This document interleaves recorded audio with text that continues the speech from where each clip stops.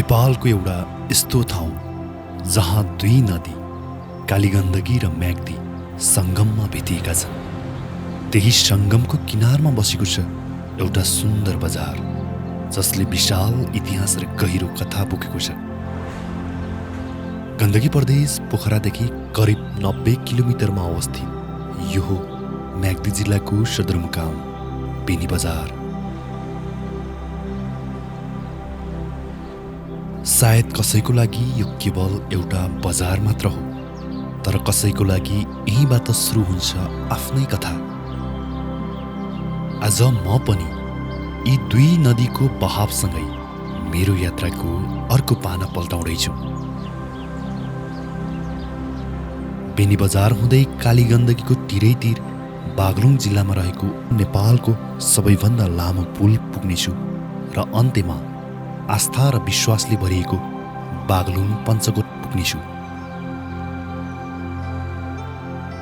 तर त्योभन्दा अगाडि दुई नदीको सङ्गममा बसेको सुन्दर बेनी बजारलाई अझ डिटेलमा बुझ्न चाहन्छु। त्यसैले म बेनी बजार नजिकै रहेको लभली हिलमा आइपुगेको छु।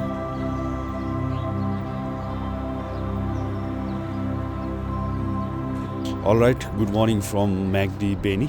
अहिले म छु म्याग्दी बेनीमा, तर भर्खर हामी चाहिँ सनराइज प्लस अनि म्याग्दी बेनीलाई अझ माथिदेखि भ्यूबाट हेर्नको लागि माथि लभली डाँडामा आएको छौँ।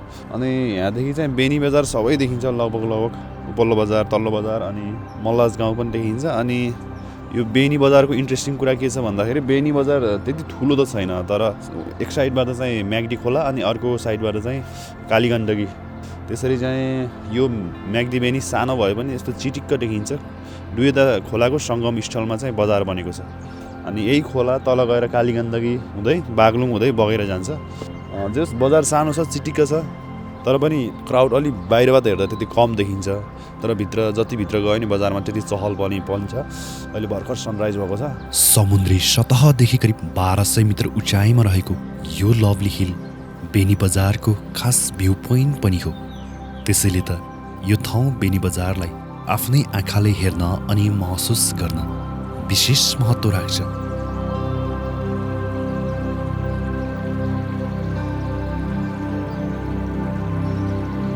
हामी यति बेला अहिले बेनीको लभली डाँडामा छौँ।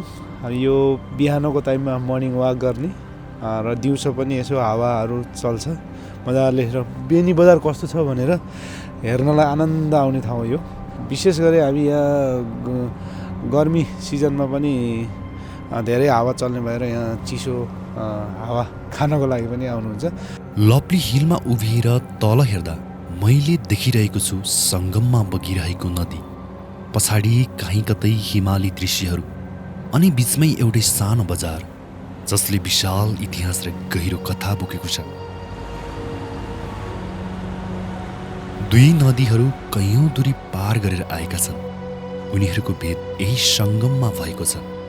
मानव जीवनले सिकाएको पाठ जस्तै अलग अलग बाटो हिँडे पनि अन्त्यमा कहीँ कतै भेद हुनै पर्ने। अनि यो बेनी बजार चाहिँ खासमा चाहिँ वेस्ट नेपालको एउटा राम्रो व्यापारिक केन्द्र पनि हो। बेनीदेखि मुस्ताङ जाने, तातोपानी जाने एउटा मेन जक्सन जस्तो पनि हो। मान्छेहरू वान नाइट स्टे गर्ने, अथवा अहिले त म्याक्सिमम् मान्छेहरू डाइरेक्ट मुस्ताङ पनि जानुहुन्छ, किनभने मुस्ताङको बाटो अहिले राम्रो छ। तर बेनी सानो भयो भने एउटा चिटिक्क छ। अनि यही माथि भएको यो लभली डाँडा आइपुगेको जस्तो लाग्छ। विशेष गरी यहाँ चाहिँ अझ गर्मीमा चाहिँ मान्छेहरूको चहल पहल बेसी हुन्छ, किन भन्दा चिसो हावा खानको लागि पनि एकदमै इनफ छ यो ठाउँ। साँच्चै सुन्दर छ यो बेनी बजार। अनि बेनी बजार ब्याकग्राउन्डको यो ल्यान्डस्केप पनि यस्तो बवाल छ। सायदै यस्तो ल्यान्डस्केप धेरै ठाउँबाट हामीले देख्न सकिँदैन। यहाँ बसेर यो नदी निहाल्दै गर्दा यो केवल पानीको बहाव जस्तो लाग्दैन, यो त समय जस्तै बगिरहेको छ। पहाड चिर्दै नदीको दुई किनारामा चिसो स्पर्श दिँदै म्याग्दी पर्वत र बागलुङको सिमाना कोर्दै। भनिन्छ नि, नदीले सिमाना छुट्याउँछ तर मानिसहरूको आत्मालाई कहिल्यै छुट्याउँदैन, बरु पानीको बहाव जस्तै सम्हालेर हिँड्न सिकाउँछ। त्यसैले त म पनि यो नदीको बहावलाई पछ्याउँदै आइपुगेको छु बागलुङ बजार।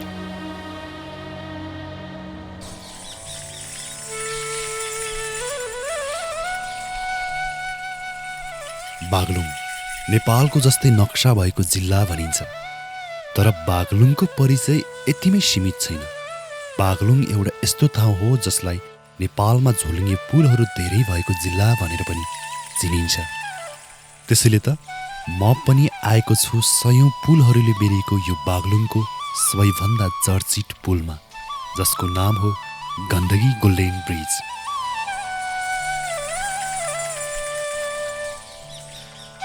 अहिले हामी चाहिँ यो गण्डकी गोल्डेन ब्रिजमा, तलपट्टि चाहिँ काली गण्डकी नदी म्याग्दी हुँदै आउने नदी छ, बेनी बजार हुँदै।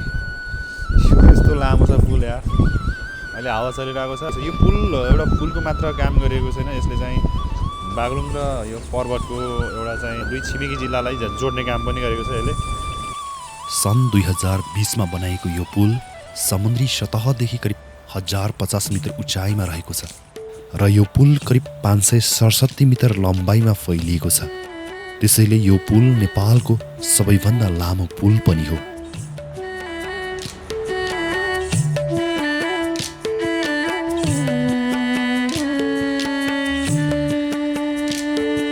बेनी बजार हुँदै बहेर आएको काली गण्डकी नदीमाथि बनाएको यो पुल पर्वत र बागलुङलाई जोड्ने बाटो मात्र होइन, दुई जिल्लाका आत्माहरूलाई पनि नजिक ल्याउने एक मौन साथी बनेर बसेको छ।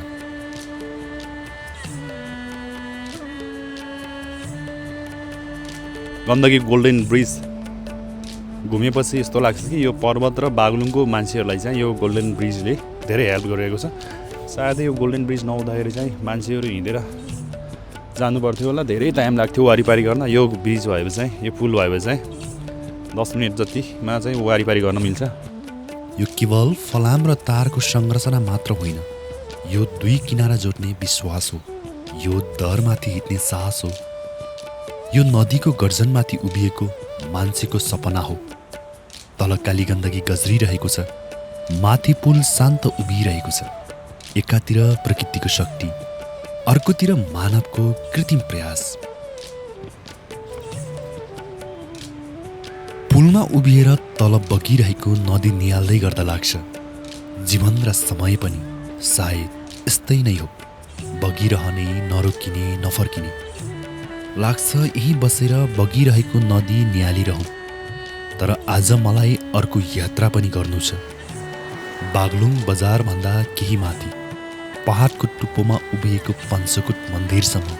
त्यसैले गण्डकी गोल्डेन ब्रिज अनि बागलुङ बजारलाई बिस्तारै पछाडि धकेल्दै म आइपुगेको छु बागलुङ पञ्चकोट मन्दिरमा।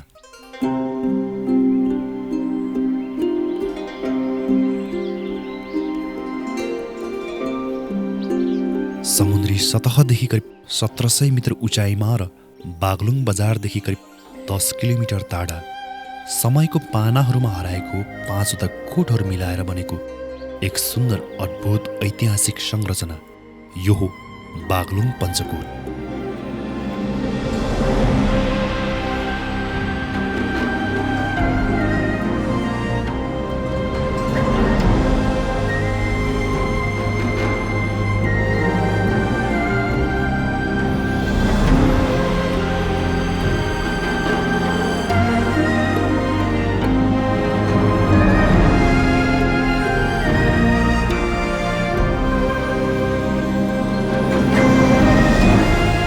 All right guys, welcome to the another episode भनौँ, अथवा अर्को ठाउँमा छौँ हामी फेरि। हामी अहिले पञ्चकोटमा छौँ। बागलुङको यो हाइटमा रहेको पञ्चकोट झन्डै झन्डै 1700 मिटर हाइट छ सी लेभलदेखि। अनि यहाँ चाहिँ 5वटा कोटहरू, मन्दिर भनौँ अथवा कोट भनौँ, त्यो मिलेर यो पञ्चकोट भएको छ। यहाँ ब्याकग्राउन्डमा यो हनुमानको मूर्ति अनि अन्य मन्दिरहरू पनि देखिन्छ। यहाँदेखि तलको साइड गाउँहरू, सानातिना गाउँहरू सँगसँगै हिमालय रेन्जहरू पनि एकदम बवाल देखिन्छ। अन्नपूर्ण, धौलागिरी, निलगिरी हिमालहरू देखिँदो रहेछ। एकदम बवाल ल्यान्डस्केप देखिन्छ ब्याकग्राउन्डमा चाहिँ। अहिले मान्छेहरू सुनसान हुनुहुन्छ, सायदै बिदाको दिनमा चाहिँ एकदम म्याक्सिमम मान्छे घुम्न आउनुहुन्छ भन्नुभयो यहाँको स्थानीयले। यस्तो दामी छ ल्यान्डस्केप, ब्याकग्राउन्डको ल्यान्डस्केप चाहिँ बवाल छ यहाँ पञ्चकोटमा। तल कुडुलेदेखि बागलुङदेखि 40 मिनट वरपरमा यहाँ यो हाइटमा आइपुगिन्छ। यो हाइटमा आइपुगेको चाहिँ साँच्चीकै आनन्द, पिसफुल, अनि ब्याकग्राउन्डको हिमाल दामी देखिन्छ। हामी जसरी पञ्चकोटको सुन्दर संरचनालाई बाहिरी रूपमा निहाल्दैछौँ, तर योभन्दा अगाडि म यहाँको केही स्थानीयसँग कुराकानी गर्न चाहन्छु, जसले मलाई पञ्चकोटबारे अझ डिटेलमा जानकारी लिन सहज हुनेछ। पञ्चकोट भनेको हजुर हजुर तपाईँको 5 वटा कोट मिलेर पञ्चकोट बनेको हो। पहिला यो पनि डाँडाकाँडाहरू थियो। त्यसपछि यसलाई स्वामी कमलानाचार्यज्यूले यहीँको बासिन्दा हुनुहुन्छ, यहीँको जन्मेको हुनुहुन्छ। हजुर उहाँले आउँदाखेरि अवलोकन गर्दाखेरि यसलाई अब धार्मिक स्थल बनाऊँ भनेर 2071 सालदेखि चाहिँ चाल्नुभयो, प्रोसेस चाल्नुभयो। अनि डाँडाहरू समय आएर अनि 5 वटा कोटहरूलाई समग्रमा एउटा नामाकरण दिनुभएछ पञ्चकोट, जसमध्ये एउटा यहाँ तारादल कोट भयो। हजुर यहाँ माथिको चाहिँ कालीकोट मन्दिर भन्छ। हजुर त्यहाँ नाङ्गो डाँडा छ, त्यहाँ माझकोट मन्दिर हो। हजुर त्यसपछि टुप्पोमा चाहिँ रायरायकोट भन्छ। अनि त्यसपछि तल अझै संसारकोट छ। 5 वटा कोट मिलेर पञ्चकोट बनेको, त्यही भएर यसले पञ्चकोट नाम राखेको। यहाँ मान्छेहरू आउने भनेको बिदाको दिनमा बढी हो। जुन बेला बिदा हुन्छ नि, अब दसैँ तिहारमा नि बढी मान्छेहरूको चाप बढ्छ यहाँ। अनि अरू भनेको शुक्रबार शनिबार बढी मान्छेको चाप आउँछ। बसमा त्यो ट्याक्सीमा बढी मान्छेहरू आउँछ। लगभग शनिबार 20वटा 15-20 वटासम्म बस आउँछ। यहाँ तपाईँको मेला पर्व 2080 साल वैशाखमा लाग्यो त्यो धनाञ्चल मेला। धनाञ्चल मेलामा तपाईँको धेरै मान्छेहरूको भिडभाड थियो। एक दिनमा 7-7 वटा हेलिकप्टरहरू आएको थियो त्यतिखेर। ठुलाबडा सबै भिआइपीहरू आउनुभएको थियो। त्यसपछि यहाँ मेला अर्को यो 81 सालमा वैशाखको 81 सालमा सालगिरह कि के भन्छ नि त, वर्ष गाँठको, त्यो उपलक्ष्यमा भजन कीर्तन भएको थियो। बाला चतुर्दशी अनि त्यो के एउटा भन्छ नि त्यो श्राद्ध गर्ने, त्यति बेला नै भिड हुन्छ। 16 श्राद्धहरूमा नि भिड हुन्छ। मान्छेहरू आउँछ, दर्शन गर्छ, अनि रमाइलो गर्छ, अनि टिकटक बनाउँछ, जान्छ। अनि यहाँदेखि देखिने यो ब्याकग्राउन्डमा हिमालय रेन्जहरू देखिन्छ। कुन हिमाल देखिन्छ त? यहाँबाट तपाईँको प्रत्यक्ष रूपमा देख्ने भनेको त धौलागिरी हिमाल, अन्नपूर्ण हिमाल, अनि नीलगिरी हिमाल। माछा पुच्छरेको सानो टुप्पो मात्रै देखिन्छ, त्यो पुछार। त्यो प्रष्ट रूपमा माछा पुछेर देख्दैन। देख्ने भनेको त सबभन्दा प्रष्ट रूपमा देख्ने भनेको त धौलागिरी, नीलगिरी, अन्नपूर्ण। धेरै चाहिँ अब यहाँ पर्यटकहरू बढी आउनुहुन्छ, अनि तीर्थालुहरू आउनुहुन्छ। शनिबार शुक्रबार बढी आउनुहुन्छ। अनि सरहरूले स्कुलबाट विद्यार्थीहरू लिएर आउनुहुन्छ। मुक्तिनाथ गएको तीर्थालुहरू यहाँ आएरै जानुहुन्छ। यहाँ गणेश, अनि राधाकृष्ण, अनि गण्डकी माता, अनि पञ्चनारायण, पञ्चमहालक्ष्मी, अनि हनुमान वाटिका, सम्पूर्ण देवताहरू यहीँ हुनुहुन्छ। भक्तहरूले सबैले चाहेपछि यहाँ एउटा तीर्थ मुक्तिनाथ जस्तै, अनि उहाँहरूले यहाँ आएर बिहा व्रतबन्ध श्राद्ध सबै कुरो गर्न सक्नुहुन्छ। व्यवस्थित तरिकाले बनाउन लागेको त अहिले भयो 15-16 वर्ष भइसक्यो। त्यो चलपल भएको त 5-7 वर्ष जति भयो। हजुर, यहाँ कलाकारहरू आउने, अनि यस्तो भक्तहरू आएर भजन गाउने, अनि यहाँ आएर सबैको काम सम्पूर्ण भएर सबै प्रसन्न भएर खुसी भएर जाने। यहाँ आफूले चाहेको दुःख सुख आफ्ना भइभक्कलहरू सबै सम्पन्न भएर सबैलाई पुगिराखेको छ। सायद अब तपाईँ पनि थाहा पाउनुभयो, यहाँ 5 वटा कोटहरू छन्, जसमा म अहिले तारादल कोटमा छु। यहाँका स्थानीय भन्नुहुन्छ सायद यहाँ पहिले यस्तो सुन्दर संरचना थिएन। विक्रमसम्म 2071 सालदेखि यहाँ अझ व्यवस्थित तरिकाले यो ऐतिहासिक संरचना बनाएर थप पर्यटन केन्द्रित बनाइएको हो। अब मलाई बुझ्नु थियो यो संरचना, यो पहाड 2071 सालभन्दा अझ अगाडि कस्तो थियो। त्यसको लागि मैले एकजना बुबासँग केही कुराकानी पनि गरेको थिएँ। मुरारी आचार्य, म यहाँ बानापछ सीमामा बस्छु। म यहीँको स्थानीय हो। अब यहीँ जन्मेर यहीँ हुर्केर यहीँ बुढो हुन लागि 2-4 सुन्तला बेच्न भनेर आएको। अनि यहाँ चाहिँ तपाईँको अहिले त यहाँ पञ्चकोट मन्दिर बनेर अब यो त आधुनिक टाइपको पनि बनायो, व्यवस्थित भनौँ। पहिला चाहिँ कस्तो थियो तपाईँले? पहिलाको सम्झना त हामीले आँखाको क्यामेराले खिचेको हो, अरू क्यामेरा केही साधन थिएन। अब हामी यहाँ घाँस काट्न आइराखिन्थ्यो। अब यो जग्गा हाम्रै हो। अब यहाँ चाहिँ यतापट्टि यता भान्सा, यहाँ सेराली भन्छन्, तिनीहरूको जग्गा हो। यहीँ अब दिनुभएको छ। यहाँ त अब बाघ बस्ने, अब डराउने, साथी मिलेर एउटा डोको एउटाले भारी पुर्याउने, त्यसो पालो गरेर काटिन्थ्यो। एक्लै घाँस काट्न आउने डर लाग्ने ठाउँ थियो।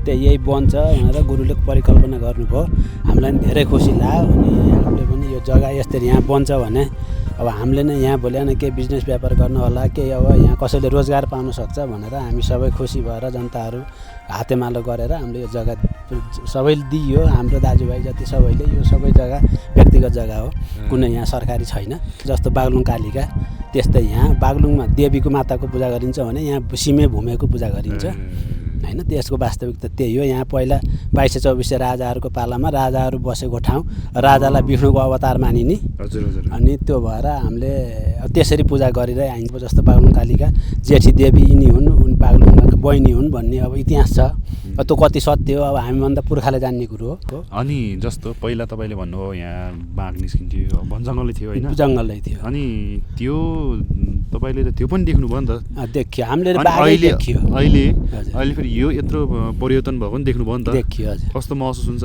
यस्तो भयो तपाईँले हेर्दै भनौँ न त हामीलाई त खुसीको महसुस हो सबभन्दा हाम्रो खुसी हो होइन हामीलाई यहाँ कुनै विरोध छैन अब हजुरहरू आएर हामी यसरी बोल्न पाउनु पनि यो एउटा चाहिँ शक्ति र भाग्यको कुरो हो अब हाम्रो उति बेलाको सम्झने भने त अहिले त हामी त स्वर्गीय आनन्दमा छौँ अब यस्तो बन्ला भन्ने अब कसैले सोचिएकै थिएन अब अहिले यति राम्रो बन्नु अब यसैमा हामी त खुसी छौँ सबभन्दा यहाँको सब एकदम नै भनेको मुक्तिनाथ बाबाको यो 108 फिट विश्व शान्ति कलशै हो कलश निर्माण पूर्ण भइसकेको छैन अब एक फ्लोर बाँकी पल्लो सुरु भयो फाउन्डेसनको काम भयो होइन त्यो विश्व शान्ति कलश भएपछि त्यहाँको जलले अभिषेक गर्दाखेरि मान्छे पवित्र हुन्छ कुनै पाप पखालिन्छ भन्ने अब भनाइ छ विश्वास हो अब कतिसम्म सत्य हो अब कालीगण्डक अब हामीले त यहाँबाट अब कलश यात्रा गरेर कालीगण्डकीको जल ल्याएर यहाँ सेचन पनि गराइयो होइन अब 1.25 लाख लड्डु कालीगण्डकीमा चढाइयो त्यो यहाँबाट तोरण तामाको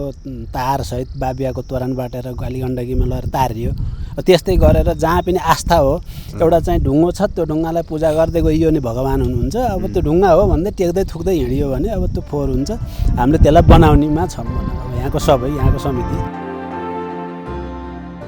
मलाई त लाग्छ यहाँका सुन्दर मन्दिरहरूले प्रकृति र मानव निर्मित सौन्दर्यलाई मिलाएर यो पहाडलाई अझ प्रफुल्ल बनाएका छन् साँच्चै यहाँको शान्त वातावरण र पृष्ठभूमिमा फैलिएको हिमाली दृश्यहरूले हरेक पाइलामा कथा सुनाइरहेका छन् र हरेक ढोका पछाडि इतिहास छ भन्ने महसुस गराएका छन् सायदै तपाईँलाई यो पञ्चकोट घुमेपछि यो महत्त्व अथवा यो महसुस पक्कै हुन्छ यहाँ मन्दिरहरू पनि छ अनि टाढा टाढादेखि यो ल्यान्डस्केप यस्तो बवाल देखिन्छ अनि हिमालहरू पनि तल्किरहेको छ धौलागिरी नीलगिरी हिमालहरू एकदम दामी देखिन्छ सायद यो दृश्यहरू नेपालको धेरै ठाउँमा त देखिन्छ तर यो दृश्य यहाँ चाहिँ धार्मिक महत्त्वसँग यो प्राकृतिक कुराहरू पनि अनि ब्याकग्राउन्डको यस्तो ल्यान्डस्केप देख्दा साँच्चै हामी नेपालीहरू कति धनी छौँ यस्तो कुराहरूमा यो महसुस पक्कै हुन्छ बागलुङ बजारदेखि झन्डै 30-40 मिनटको राइडमा इजिली आइपुगिने ठाउँ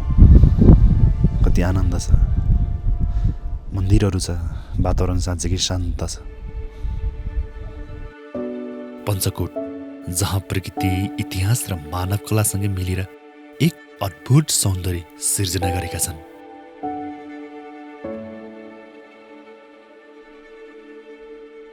बेनी बजार गण्डकी गोल्डेन ब्रिज हुँदै पञ्चकोट मन्दिरसम्म आइपुग्न लाग्छ कहिलेकाहीँ यात्रा भनेको गन्तव्यमा पुग्नु मात्र होइन गन्तव्यमा पुग्दै गर्दाका अनुभवहरू पनि यात्राका हिस्सा हुन् जहाँ कालीगण्डकीको गहिराईले मनलाई थोरै झुक्न सिकाउँछ पुलको उचाइले आफूमाथि विश्वास गर्न सिकाउँछ र मन्दिरको शान्तिले मनभित्रको कोलाहललाई बिस्तारै शान्त बनाइदिन्छ सायद त्यसैले हामी जहाँ पुग्छौँ त्यो ठाउँभन्दा पनि हामीभित्र के परिवर्तन भयो त्यही नै असली यात्रा हो